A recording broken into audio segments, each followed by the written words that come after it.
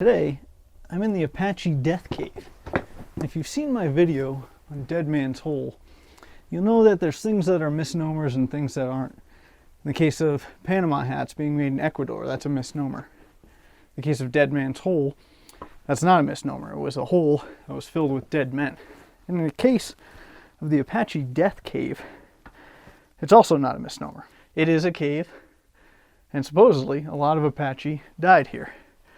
And that's because, as legend has it, in 1878, an Apache raiding party attacked a Navajo camp nearby here. They killed everyone in the camp except for 3 girls and ran off with them and all of the valuables. Now the Navajo, once getting word of this, sent out a party to try and track them down. And they found traces of them nearby Canyon Diablo, which is right outside of this cave network.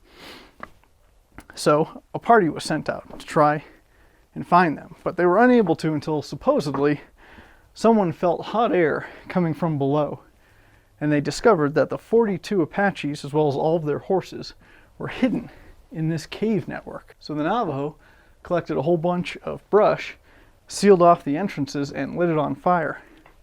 And the Apache, in desperation, slit the throats of their horses and then stacked the corpses against the entrances in order to block out the fire and the smoke. Now, one Apache supposedly was able to escape and was discovered by the Navajo and was questioned specifically about the demise of the 3 girls, which he told them they had been killed. The Navajo, in their rage, added more fuel to the fire in order to smoke out the rest of the Apaches. As time went on, and as the smoke and fire built, they started to hear Apache death songs being sung, and eventually, nothing. Once the smoke and fire had died down, the Navajo broke through the barrier of dead horses and found 42 Apache warriors dead from smoke inhalation or fire. And they took back their valuables, they stripped the Apaches of what they had, and departed. It is now supposedly quite haunted, as well as the surrounding area. But the thing about that story is that it might just be that, a story. And that's because up until one man started telling that story, it had never been heard before.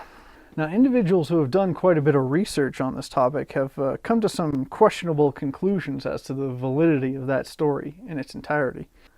Now, an Arizona State historian, Marshall Trimble, and the Arizona State Railroad Museum archivist George Shaw insists that Gladwell Grady Richardson made up many of the facts regarding the Diablo Canyon, which is 100 feet away, as well as this cave network, in a 1968 book about Two Guns, Arizona, the name of the town. It is also highly likely that Richardson made up the Apache Death Cave story. In the book, Two Guns, Arizona, it discusses the Apache Death Cave, containing facts that can be found nowhere else.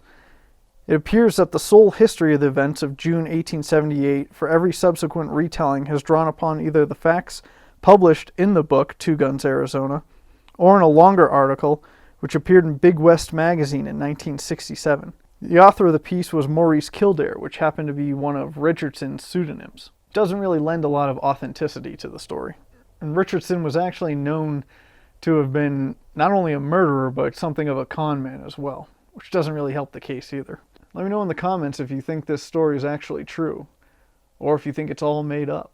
And as always, if you enjoy this content, subscribe for more, and until next time, get lost.